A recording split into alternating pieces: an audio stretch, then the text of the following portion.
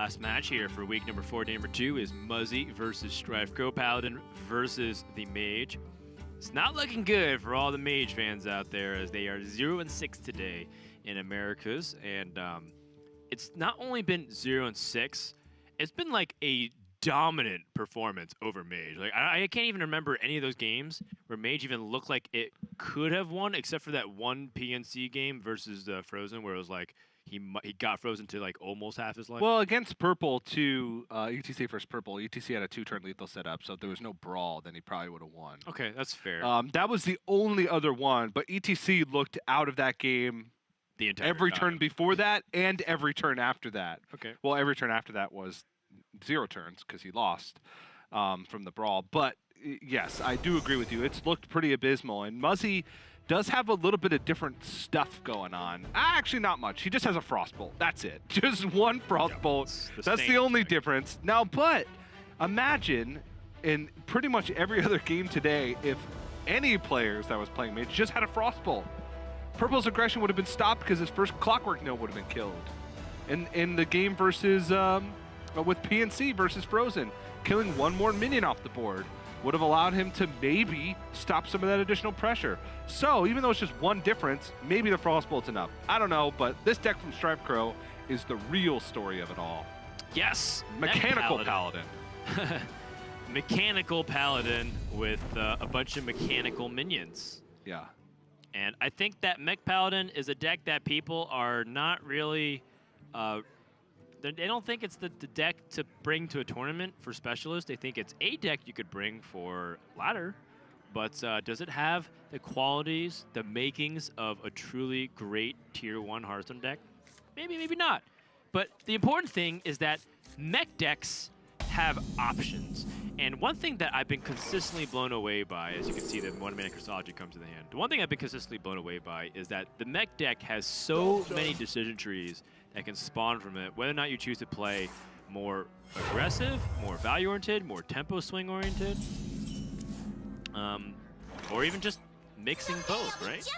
It's kind of crazy, honestly, just how much the deck can do. Especially when Galvanizer's factored in, because let's say, for instance, you play a Galvanizer on 2, Christology on 1, Galvanizer on 2, and you have like 2 0-mana Skater Bots in your hand. Reporting for duty. 3 Glowtrons, 2-mana Bronze Gatekeepers. Do you put it all in one giant minion? Do you separate it? Do you make trades with the Skater Bots? What do you trade? How much do you magnetize? There's just so much that goes into it. And there's like on turn 5, do you play the Glowstone Technician to buff all your stuff? Do you play the Mechano Egg to set up for Magnetize on the board? I've been playing this deck, and almost every turn past like turn 4, there are so many decision trees. There's not one play that stands out as like, this is the play. There is no Mountain Giant Coin Conjurer's Calling type scenarios in this deck that exists. So it's like, how... It's also, that makes it hard to determine its power level, because you never know if you're playing the right way. Even when you win, you never know if that was the optimal way to win. Well, there is one thing that's universally good, which is Galvanizer on a handful of free mechs. Like right now! Yeah, right now, like, he has the option of using Skaterbot. He also could squeeze out another Galvanizer just to have extra board presence, but chooses instead to just use it for a trade. Now, Muzzy very astutely chose to go for the Stargaze Luna so that we can use the bananas and get the card draw. Wonder what he's going to buff. Buff the... Probably the Luna. There's no Consecration in StrifeCro's primary deck. Of creation. That's an annoying outcome. Drawing a very heavy cost at Archmage Antonidas, but still able to get a very good board relative to what StrifeCro has. The one card that I would say not being in the deck that I did experiment with is Lightforged Blessing. Yes. That's a 2-mana spell that gives a friendly minion lifesteal, and I think that's fairly important in a mech-oriented deck if you end up falling too far behind, because I think it gives you a lot of ability to come back into the game. The big criticism against Mech Paladin, or just mech decks in general, is that it struggles sometimes with coming back. Yeah. But maybe you don't need to come back. Maybe just put up a giant fat taunt with this Bronze Gatekeeper and this Mechano Egg. Yeah, its way to come back is essentially like Skater Bot with some impactful mechs.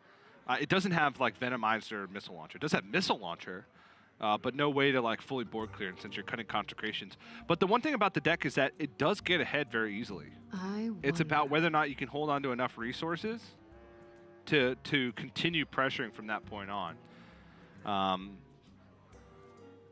That's where like Crystology and Call to Adventure come into play. Yeah, I don't disagree. The magnetized abilities are actually fairly important here for StrifeCro as well, given that he's playing Kangors in his army. The trade here is to see if he can get damage in, also playing around Missile Launcher, which is fairly important. StrifeCro has Prismatic Lens. The one tech innovation that I see in here that I don't see in others is Archmage Vargoth, which is really cool with Crystology and pretty powerful with Prismatic Lens as well. Yeah, and Prismatic Lens is also very interesting in this deck because it's got polarized spells and minions. It's got minions that cost 1, spells that cost 1, and minions that cost 8, and a spell that costs 7. So there's a huge potential for massive swings.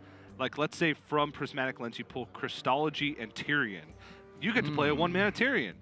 Or let's say you pull Glowtron and Kangor's Endless Army. Congratulations. You get to play a 1-mana Kangor's Endless Army. Now, there's always the flip side that the other minion that you pull or spell that you pull is more expensive, but it allows you to make these power plays that otherwise wouldn't be possible. So you want to kill the Sorceress, you want to kill the Lunas. Opts for the Apprentice. Luna has the ability to draw with the Frost Nova. Muzzy can also crack the egg with the Ziliax play this turn. Can also just draw with Arcane Intellect, maybe pick up some more stuff to draw with Stargazer Luna. Or pick up Conjurer's Calling for the Sea Giant. Yeah, that is one thing that's nice, is that if Muzzy's able to keep freezes up, he can stall the board and use Archmage Antonius to close the game in damage. StrifeCro doesn't have that lifesteal outside of Ziliax and the True Silver Champion. So if he's able to find his pocket and be able to just end the game through Fireball damage.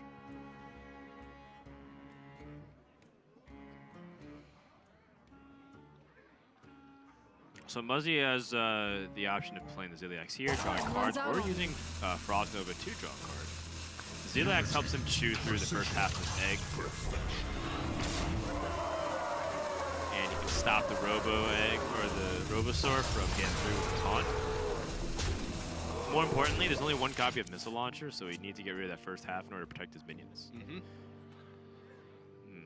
StrifeCro, now so this is one of the big awkward things, is that he doesn't actually have a lot of plays right now. And if he goes for a double 3, like Call to Arms plus a Call to Adventure plus War Gear, he's back in the same spot because he's not going to be able to play all these 4s the following turn.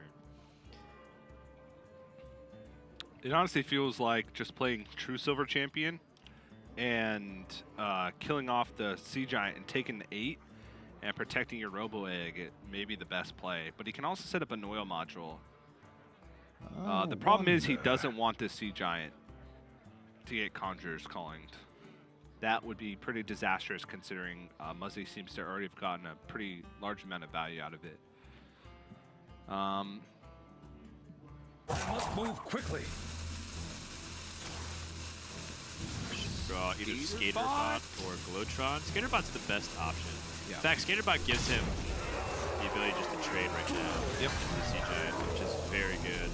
Allows him to not take the damage from True Silver Champion. For duty. All right, Muzzy is on the chain draw opportunity here with Mirror Image. Behold the tools of creation. It's a good one to use on Banana Buffoon.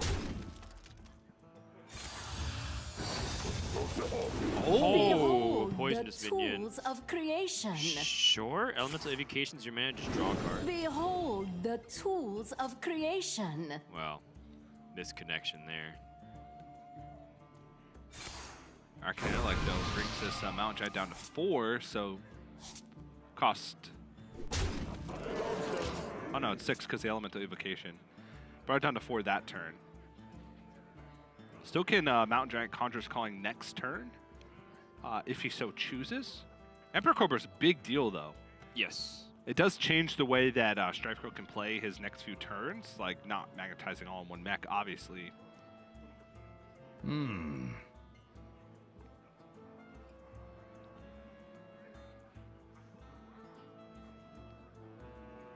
Yeah, the mirror image is so annoying.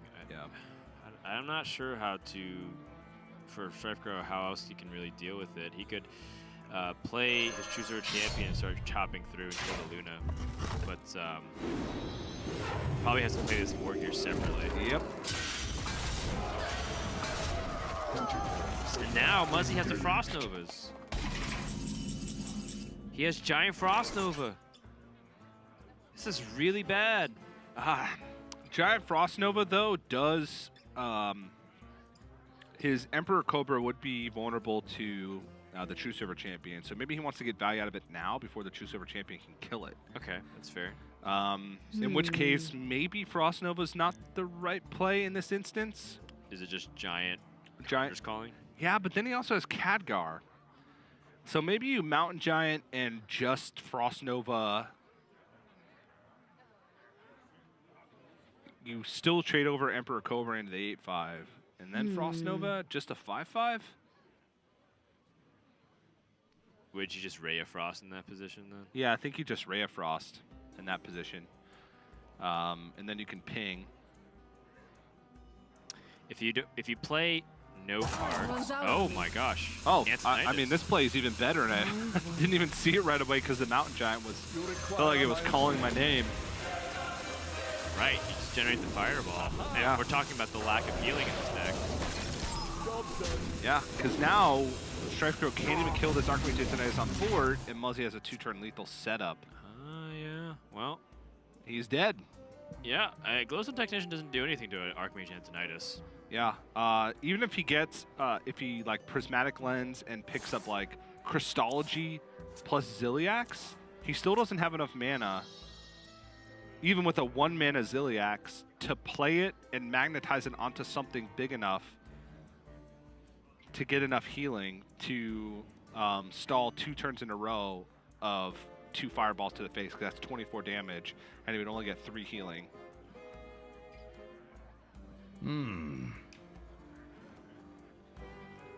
Yeah, this is really brutal. And again, that lack of healing is fairly important. Does this mean that Muzzy just has a guaranteed lethal opportunity here? I honestly think you Must move quickly. don't magnetize. I don't know. If you don't magnetize the Annoyal module, Muzzy can't freeze both. So then you have a Ziliax draw to magnetize onto. I guess he can Ziliax onto a Glowtron, but that's only 4 healing, which is not enough. Right. He could call to Adventure, which would guarantee him the Glowtron, unless he draw, well, he'd have to draw Ziliax, and then you'd have a 6 heal Ziliax, which still isn't enough, even with a True Silver Champion swing, because that'd be 6 plus 2 healing, 8 healing. He'd go up to 23. He's taking 24 damage over the next 2 turns with just fireballs alone. And honestly, Muzzy can just go Mountain Giant, Khadgar, Conjurer's Calling. With all these fireballs, the possibility too. It's very hard without Ziliax in this spot. It's very hard without Lightforge Blessing to make a comeback. He's got another Prismatic Lens, which can maybe figure out something. He can get Crystology Ziliax. Ziliax would be 1 mana, then he calls to Adventure the Glowtron.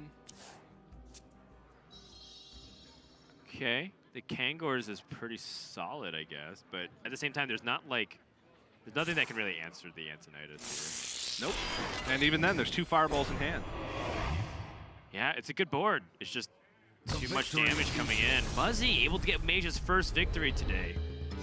Off of what seemed to be like the really good curve that it was looking for, but more importantly, it's felt like StrifeCro really couldn't get a lot going, even though he had the Crystology early on. Yeah. You still need to solidify a board. As soon as you fall behind, it's very tough to come back in the game, even more so than like Mech Hunter, which can use their hero power to put a clock, or can have Venomizer plus the missile launcher. Now, StrifeCro does have a list that runs double equality, double consecration, which I imagine he's going to switch to. It does cut Call to Adventure, True Silver Champion, Missile Launcher, Tier, and Forge Ring, which all seem a little bit too slow to combat mages. So we did get confirmation that he is switching to secondary. Okay. Yes, I think the secondary is a bit good because I'm not a fan of Missile Launcher in the deck, to be honest. I think Missile Launcher is only good to stop aggression. Let's say you have like a Hunter board with Unleashed Hounds or a bunch of lackeys. I think the real key that really helps make the deck go is all the other stuff. The card draw, the mech synergies with like Mechano-Egg and magnetizing onto it. I also, again, would have liked to see maybe the inclusion of some kind of way for them to have better comeback mechanics, but I guess Equality Consecration is the compensation for their comeback. One of the cards that I know Firebat was suggesting was Shrink Ray, because Shrink Ray works really well with Mechano-Egg. If you play Mechano-Egg and then Shrink Ray, you kill your opponent's board, and more importantly, your egg gets cracked. Yes. And you can kind of tell right off the bat, even after game one, that this deck has so much room for refinement. It does. Ooh, StrifeCro keeps the Glowstone Technician, TJ. Woo! Spicy. Now the thing about the Glowstone Technician is that people are going to say you should save your resources and play with it, but I think playing on curve is perfectly fine too.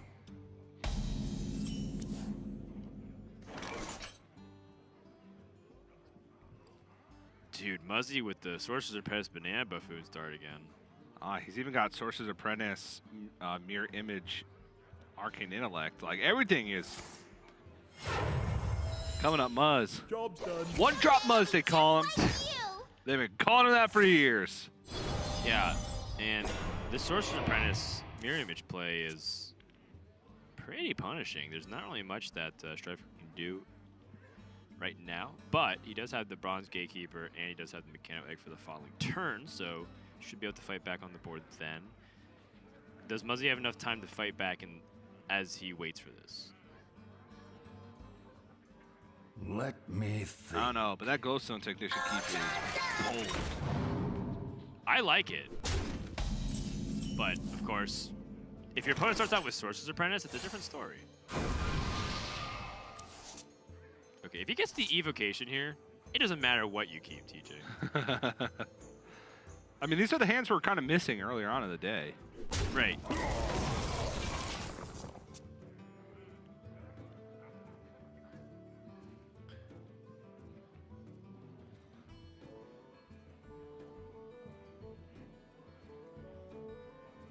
I mean, do you really have a choice but to magnetize this Bronze Gatekeeper? Mm-hmm. Yeah, I agree. I think you magnetize it and you trade it to 0-2. There's also merit for playing Bronze Gatekeeper on the right and just killing off the 0-1 to have an additional minion on the board. Like one more attack. But like 2 damage is the break point. 2 damage is the break point, and then also Muzzy has Sea Giants in his deck. I don't want to expand. Whoa. Okay, so StrifeCro is going for the Glowstone Technician. He's thought about it and said, you know what? My best chance to win is overwhelming statistics.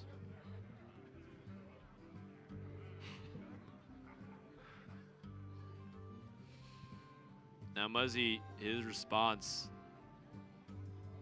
is it the Banana Buffoon? I wonder. Is it time for him to try and explore Mana Cyclone opportunities? If you could guarantee the evocation to be good.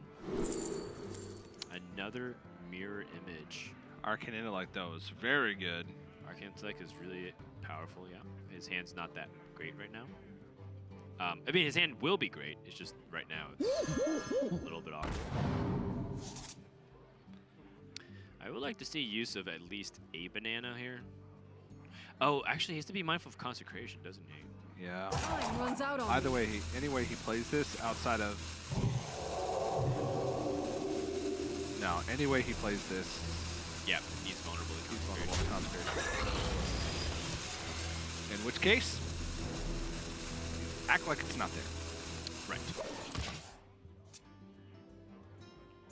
Skaterbot. Skaterbot's really good with the, with of course just giving the rush for anything, but also just the Robosaur on the other side of the Mechano egg.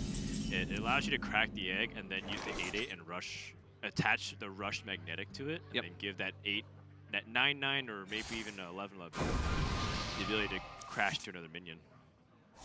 Ooh. There's some spicy stuff available here for Muzzy. Yep. Go for a big mana Cyclone play this turn. Still, again, has to be a little bit mindful of consecration. It could undo everything that he's working for.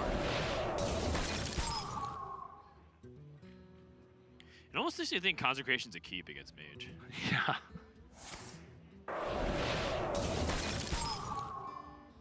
Muzzy's not going to go for the extra spell in the mirror image. Oh, he is. Okay.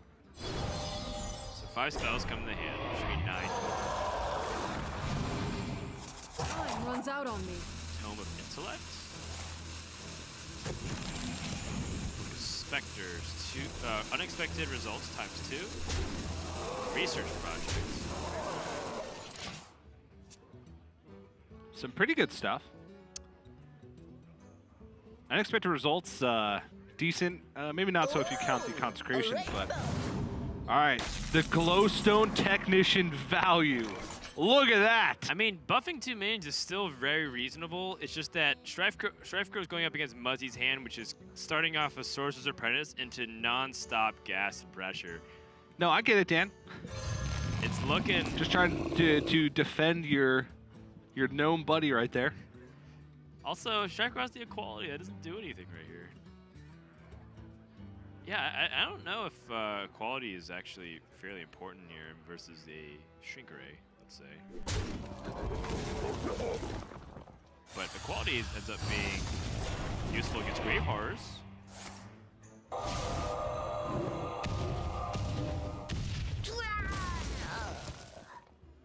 To trade to the 1/1. Probably to play around equality, yeah. I mean, this is a lethal setup. StrifeCro is dead. All right, Ziliak's drawn, so not quite dead. Skaterbot's a 3/3. He has a 6 damage Ziliaks. He can put those all in the Mechano egg.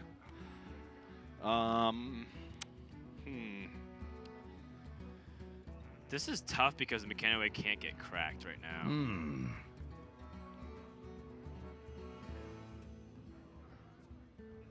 But Skaterbot's +3 and Ziliax is +3. Glowtron, Bronze Gatekeeper. The thing is, though, can't this just get Conjure Calling? It can.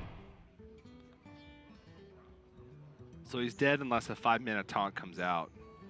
Yeah, I was kind of expecting a Ziliax here. I know what he wants to do. He wants to get even more value from Ziliax. He wants this Mechano egg to be killed. Wait, no, because he knows there's a Conjurer's Calling in hand. Shouldn't he have Glowtron into the minion? Because then it would die, and then he could Skaterbot afterwards. Converting stored Because the energy. the Glowtron got buffed too. He could have, yeah. He could have Skaterbotted into the minion and into the Grave Fort, and then Ziliaxed his 8/8. Right. Yeah, this was a really one-sided series again. I think Muzzy just kind of steamrolled StrifeCro.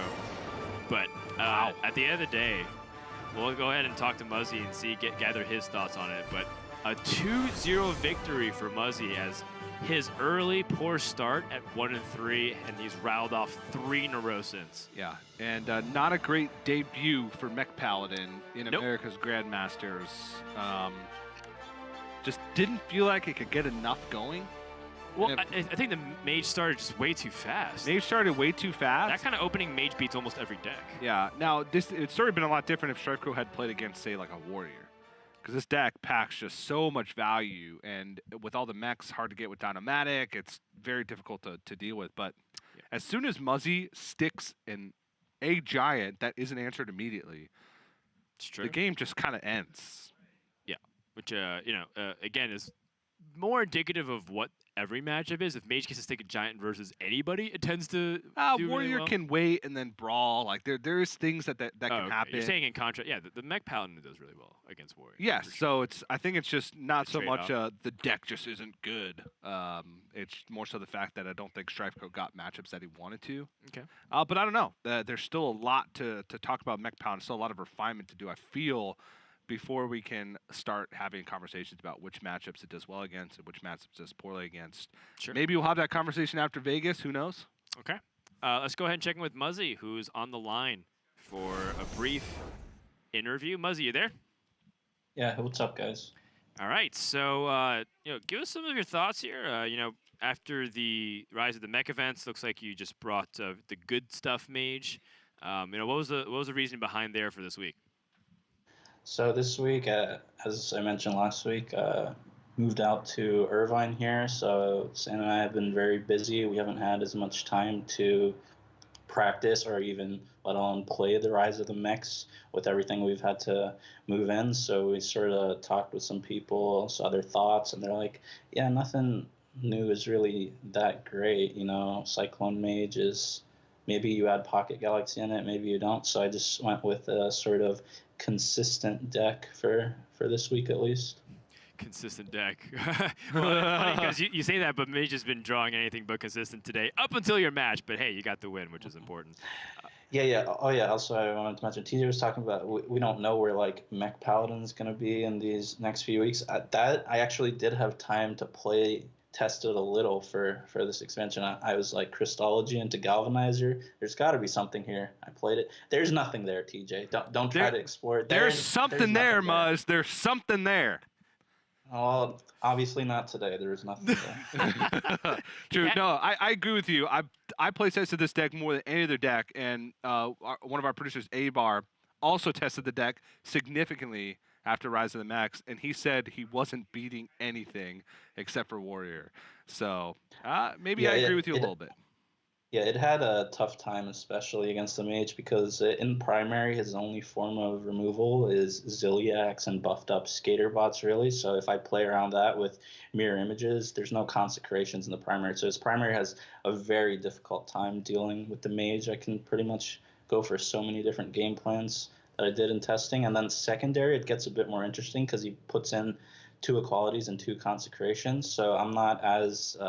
it's not as easy for me to tempo out the Sorcerer's Apprentice mirror images play early in the game, but since I had it on the coin, you can't deal with it for 4 turns, so I was just going to get the value from it right away, I felt, in the second game. Yeah, it totally makes sense. How is the move to California? You mentioned that you were really busy and whatnot. How are you finding life on the West Coast so far in the few days you've been here? Well, it's sunnier here than back in Pennsylvania. I mean, the weather's nice too. I like it. I think I'll have a good time this upcoming year. Cool, nice. TJ, any questions for Muzzy? So you said there's nothing there with Paladin, but in your limited amount of experience testing or talking to players about the Rise of the Mechs, anything you think has potential? Snip Snap, I guess. I don't know. I still haven't been convinced by the card. I've been seeing it played here and there with. It's been played here and there with varying results, but most of the time it's just felt kind of mediocre to me. I know Orange brought it in his Rogue to EU. I don't know if it has a place in Rogue, so. I think you may have personally offended Dan here. I love Snip Snap. I think it's a great card. Yeah. I'll have to try it more then. You've had some great ideas in the past, like Dragon Shadowwalk Shaman. I did play that deck. It was fun. Oh, thank you. Wow. Yeah, no, I think, well, it was fun. He didn't say it was good.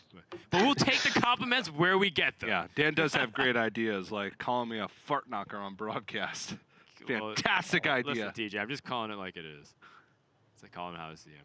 Anyways, Muzzy, before you get pulled into this fight as an awkward arbitrator, I want to congratulate you on your victory. You're now positive in win record, and you got to get Saiyan back on track, man. He's the last in his division going into today. Did you have any like prep talk with him prior to tomorrow's matches and stuff?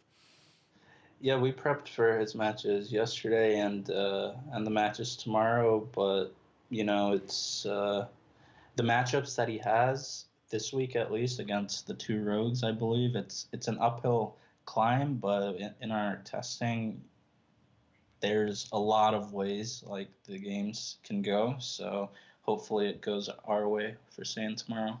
All right.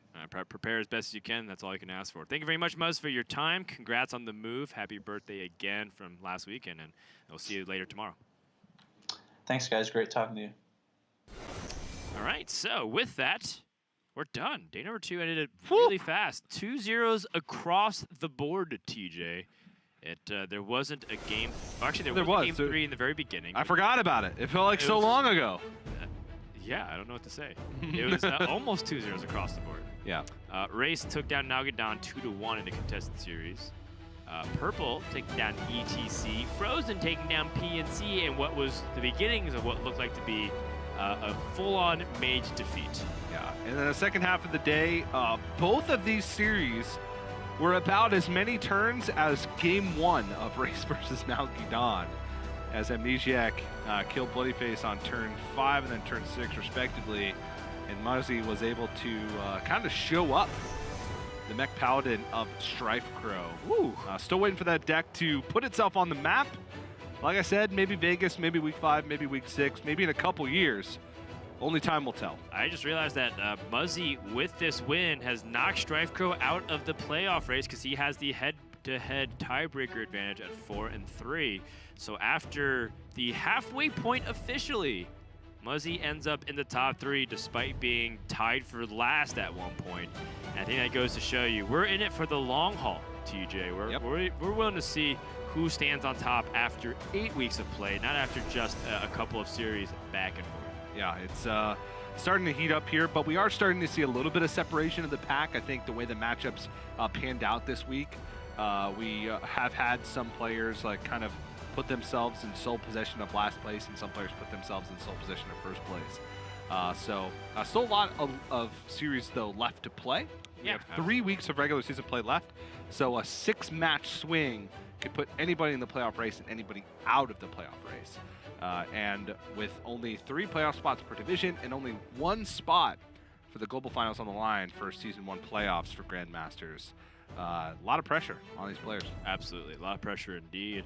Yeah, let's take a look at tomorrow's schedule to see how we're going to wrap up week number 4. It's Super Sunday on Hearthstone Grandmasters. We have Firebat versus PNC.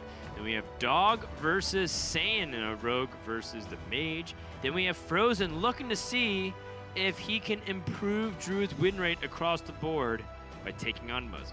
Yeah, and Mech Paladin will get its second test, this time against Hunter from Amnesiac, the only Hunter brought to Americas this week. Bloodyface will take on Eddie. Bloodyface trying to pull himself out of what's essentially a tie for last place with PNC in Division A. And of course, Monsanto versus Zalay. Monsanto at the top of Division B with a 6-1 score, got its first loss yesterday. Looking to try and improve that with a 1-1 week to guarantee still first place seed at the end of week 4. Yep. There's a lot of interesting matchups happening across the board. Just trying to see some of the diversity that comes out here. Very funny. 1 Paladin, 1 Hunter, they match against each other. Yeah. That kind of stuff happens. But at the same time, you see the players, they're really trying to match up against who they are facing for that week, right? When they know that StrifeCro or Amnesiac or these players are likely to bring X, they're going to try to bring Y to beat it. And we've seen that come into play a little bit.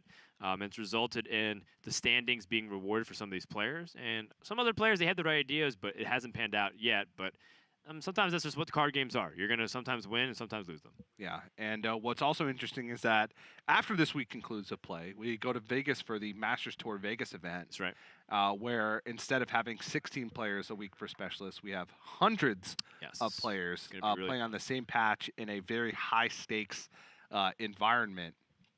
And then when we come back for week 5 of Grandmasters after that event, like everything is possible because there's. Are we coming back for week 5 though, TJ? Me and you aren't. Admirable isn't. Admirable isn't He's as getting well. married in 2 weeks. Yeah, Admirable's getting married in 2 weeks, right. so we won't. Pretty much all of the casters that currently cast Grandmasters won't be here. That's right. And we'll just have a bunch of the. Are any Grandmasters going to his wedding? I don't know. They can play there Right. because they only have to play one match. Maybe we just do Grandmasters at Admirable's wedding. That'd be sick. I don't know if he'd give us permission. Probably not. He's been looking forward to this for a long time. Yes. Looking forward to it, but also stressing out about it. Yes. But he'll be back tomorrow casting Europe Grandmasters, as are we, Asia Pacific, with Raven and Gia. Also going to kick off at 2 a.m. here at twitch.tv/playhearthstone. If you missed any part of this broadcast, make sure you go to playhearthstone.com/esports. Check out schedule, VOD, standings, and all the deck lists that you may have seen today. That's it from us. From Ferdinand TJ, the rest of the cast is here in Studio 5 in Burbank, California. Thanks for watching, and we'll see you guys next time for more Hearthstone action.